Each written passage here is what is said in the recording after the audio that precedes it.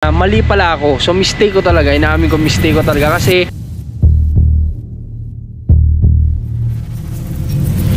pwede daw gumamit ng wheelchair pero ipupunta ka lang dun sa destination mo. Kung minsan nga talaga kinakailangan nating pag-isipan muna ng maraming beses bago nating gawin. Yung pagbiyahe na namin, hindi ako paig na masasayang yun. Katulad na lamang nga ng nangyari sa amin ngayong araw. Ready ka na? Open na daw. Lahat ng bagay na ginagawa natin sa araw-araw, ito yung kasama natin. Kaya mahal na mahal natin to. Ano, nak? Opo.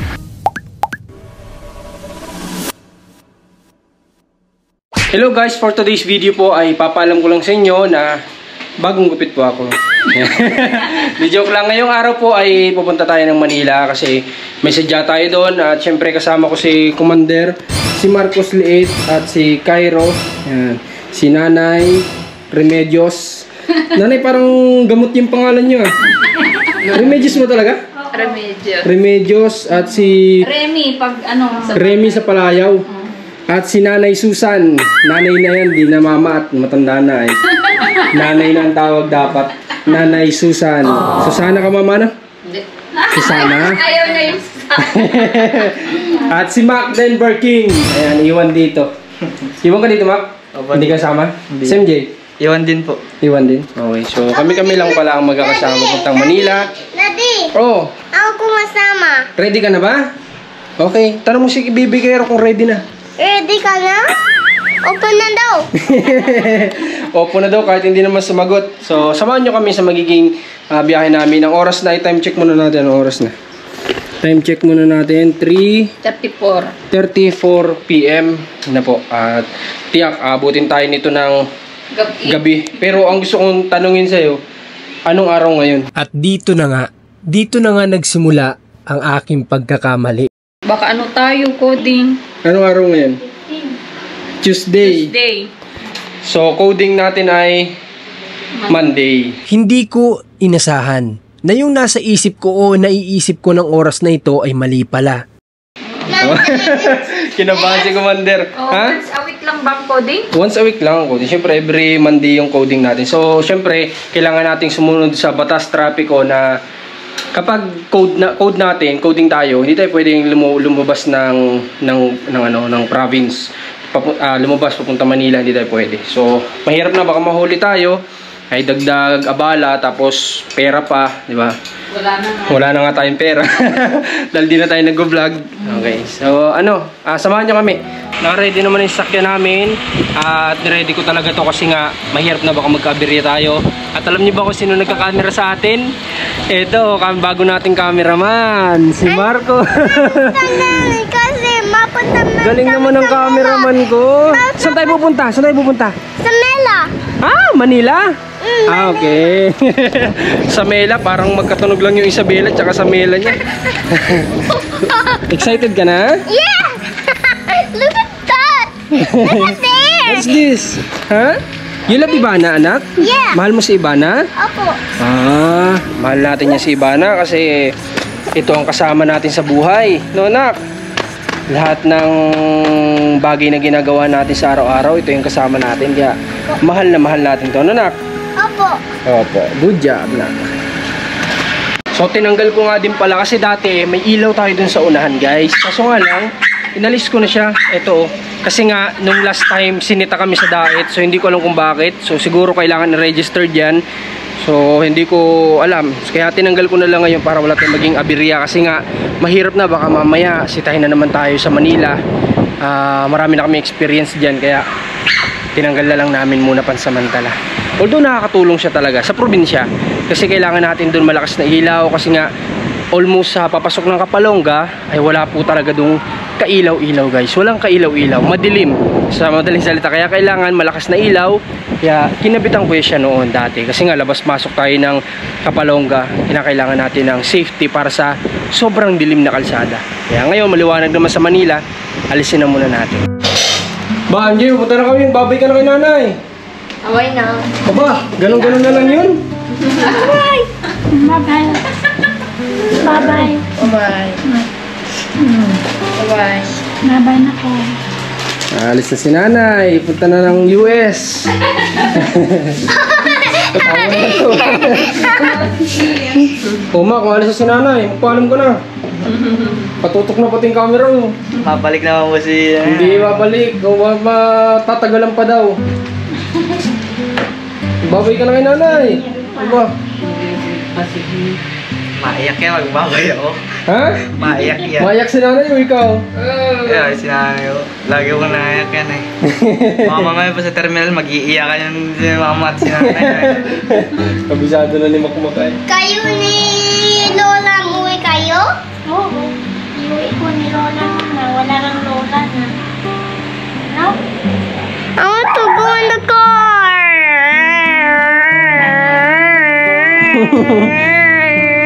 Tara na.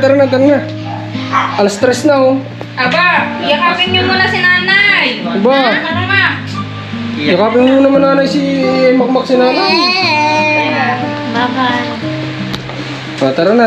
Nang mga oras nga na ito, sa totoo lang malayo-layo na yung nararating namin, pero dito na namin napag-alaman na mali pala talaga yung sinabi ko kay Commander.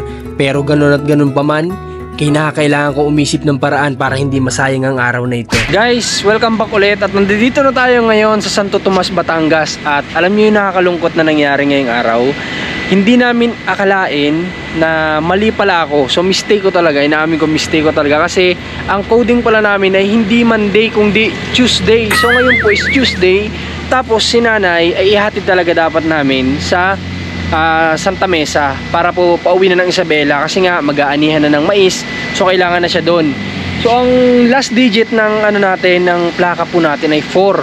So yun po ay Tuesday. So nakakalungkot, pero sabi ko nga sa kanila, hindi masasayang.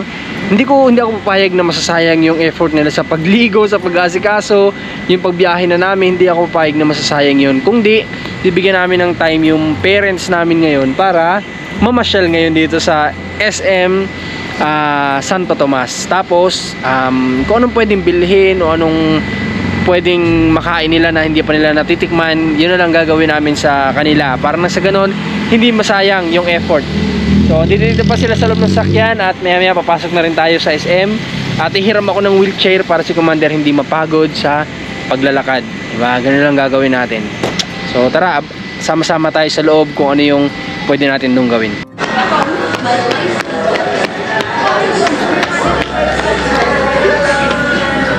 Hiram tayong wheelchair guys. May pifill upan daw tayo sa customer service para makahiram tayo ng wheelchair. Ngayon nandito na kami sa labas kasi yung palang sa department store is doon lang talaga sa department store yun. Kung doon lang iikot. So since sa mall area tayo pupunta, dito tayo sa main entrance, hihiram ng wheelchair. Yung kasama ko si Marcos na yan. Madali itong mapapagod. So ayun, dito na ulit tayo sa parking area. Update tayo at ganun pala yung policy dito. Kapag sumakay ka ng wheelchair ay ihatid ka lang doon kung saan ka pupunta. So hindi mo siya pwedeng gamitin around the area ng mall. So ang pangit. So tatanungin natin si Commander kung anong plan niya, kung anong decision. Ano daw? Hindi daw pwede daw gumamit ng wheelchair pero ipupunta ka lang dun sa destination mo. Kung saan ka pupunta, albo kakain ka. Huwag mo na. Malakad na. Kung dito naman daw sa department store, pwede pero sa loob lang ng department store. Huwag mo na. Malakad na lang ako. Kaya mo ba? Ako na lang kakarga kay baby. Ha? Okay. So yun na lang gagawin natin guys. Ang pangit kasi sa diet, pwede mong gamitin yung kasi diba sila Joy Joy. Diba? Kasi dito daw kakonti yung wheelchair nila. So dagdagan dapat ang solusyon, no? Dagdagan sana nila para nagagamit ng mga PWD o may mga galing sa opera na gusto ding mamasyal, mag-aliw-aliw, diba? After ng operation, so kailangan naman din mag-aliw-aliw. So dapat bigyan naman nila ng ng konting paraan. Kung kukunti, didagdagan. Para nang sa ganun ay makalibot, magamit paglibot, diba? Okay, so solusyon din naman ng bumili ng sarili. Di ba? Okay. So tara, pasok tayo.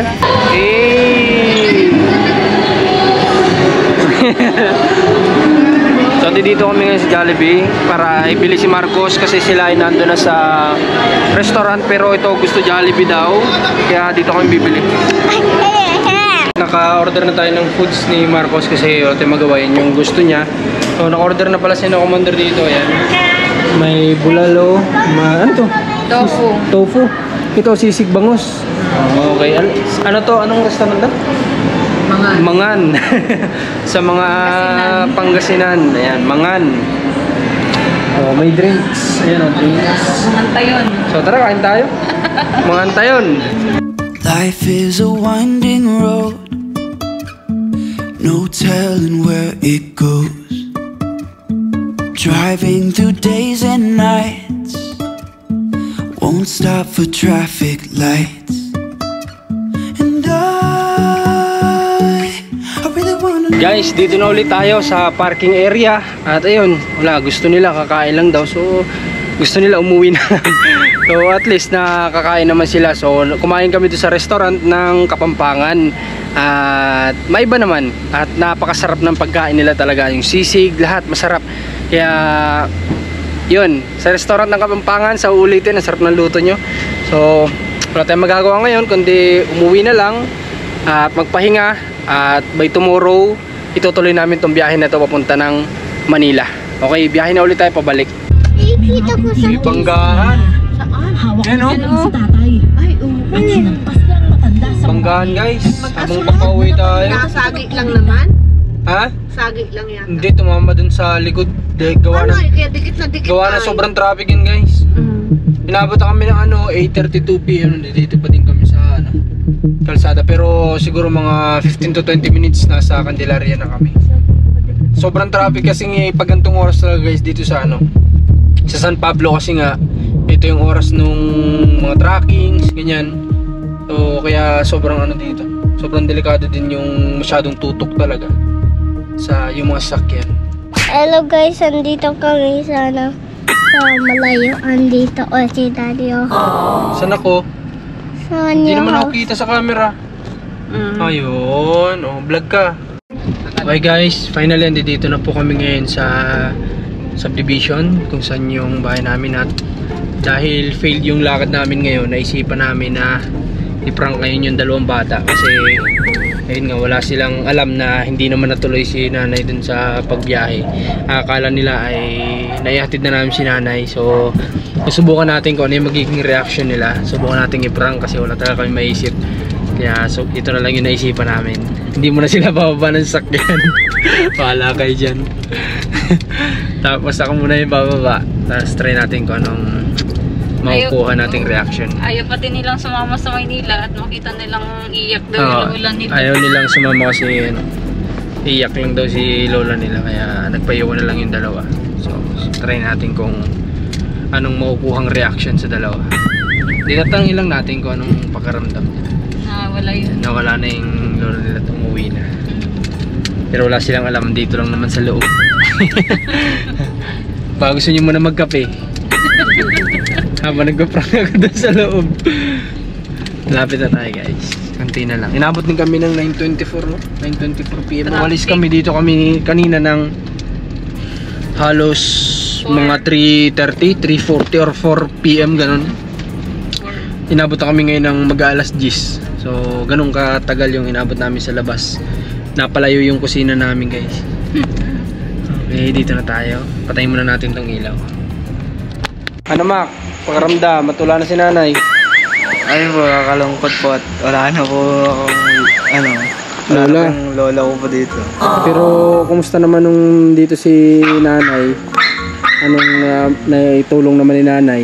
Madami po lalo po sa gawain bahay, ganun po. Tinutulungan po. Ay, tinutulungan ko siya. Baligtad ah. Pero paano nalungkot ka, ganyan. Opo. At si MJ, tawagin mo si MJ. Tawagin mo, MJ. tanungin natin. MJ! Kasi request ito ni nanay ay na gusto din niya mapanood niya pag nandun si Isabela ko na yun. MJ, halika. May sinasabi si nanay kung ano daw masasabi mo, tula na siya at nag-uwi na. Malungkot po. Ha? Malungkot. Malungkot ka? Oo. Mahal mo naman si nanay. Opo. So wala naman tayo magagawa at wala na si nanay. So halika, tingnan natin itong dala namin dito at may mga dala kami.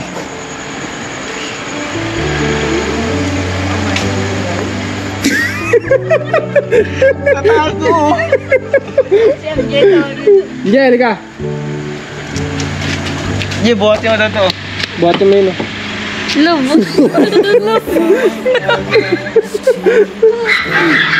Buhatin nyo si nanay.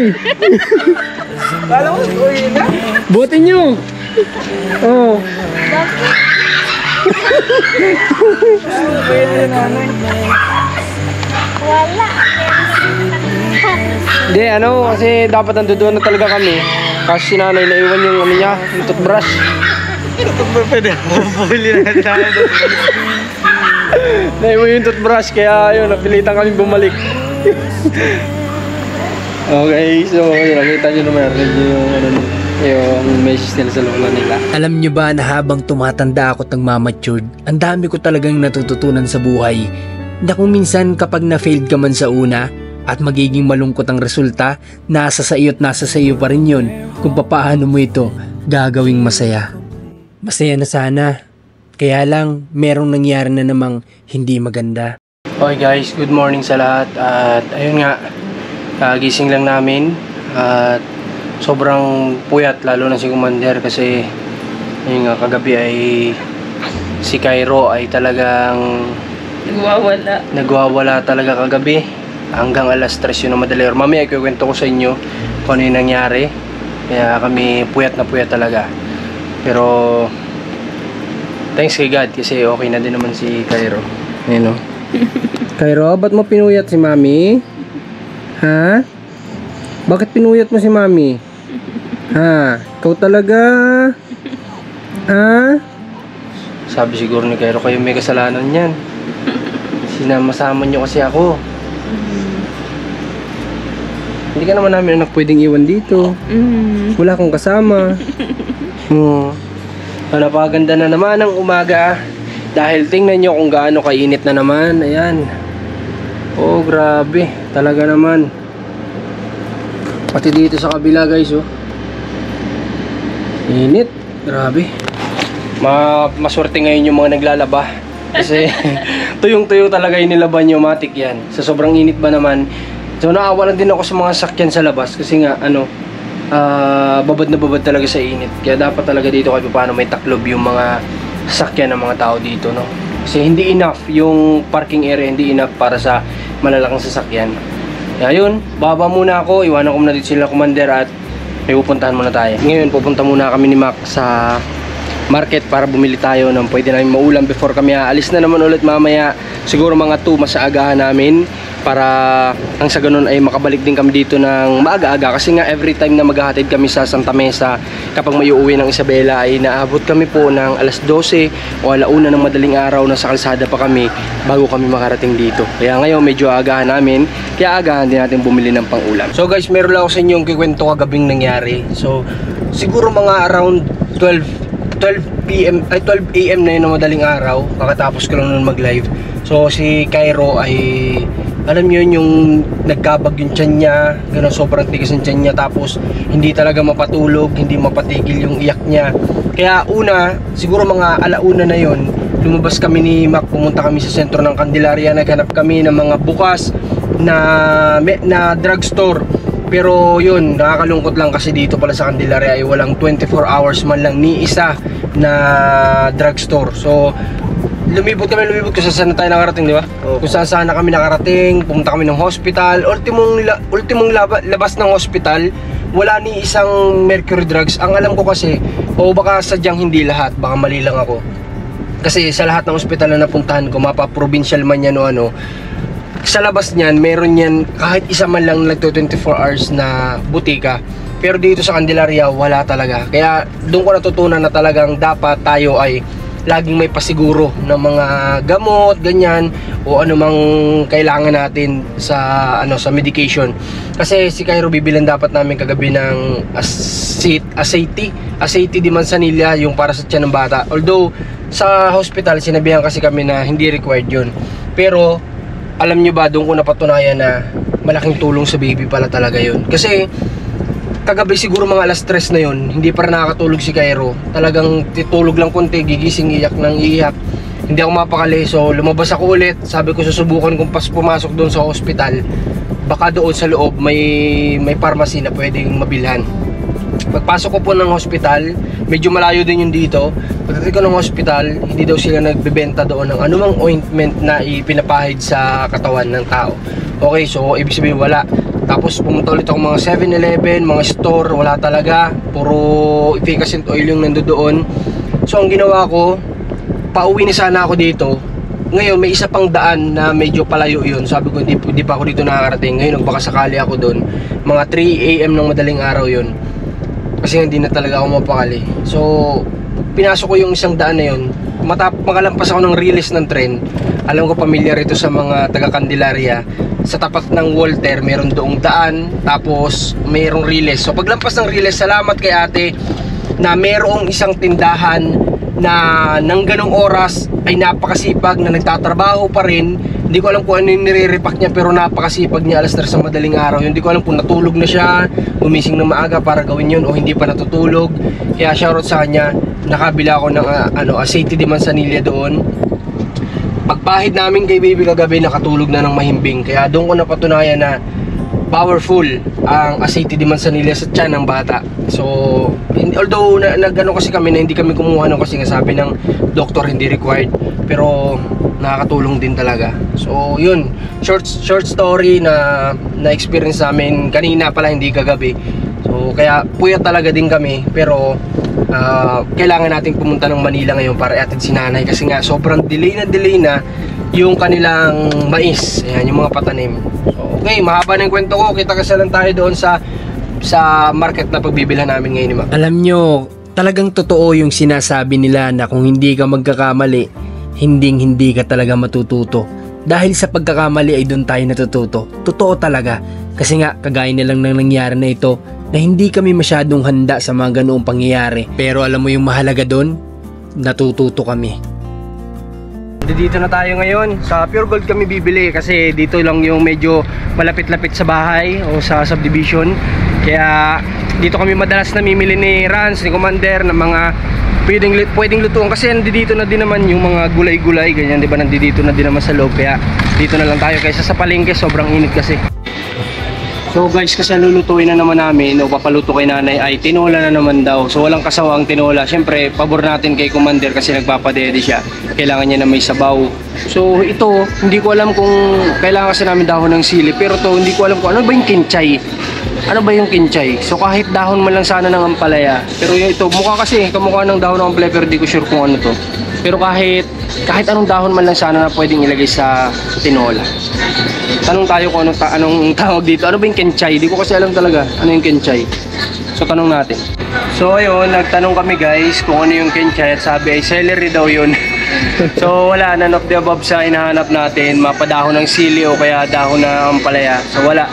Okay lang, hanap na lang tayo ng ibang alternative para si Commander ay makakain ng ng may gulay. Nakabili na kami at kinakarga na lang po namin sa sasakyan. Wala yung pinapahanap ni Commander. Pinapahanap niya nga tayo kanina ng dahon ng sili. Ayan. So wala. Okay lang, tinola pa din naman yan siguro kahit walang sili. Saan pupunta yun?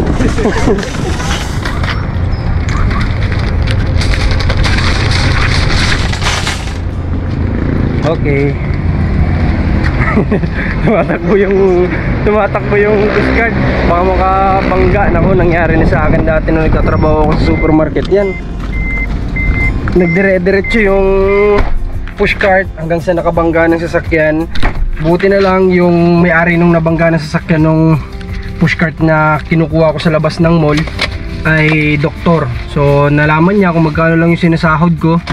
At nakapag-usap siya sa office ng supermarket at sinabi nga ng supermarket kung magkano yung sinasahod ko. So naunawaan niya na kasi sabi ng supermarket ako daw yung magbabayad talaga noon.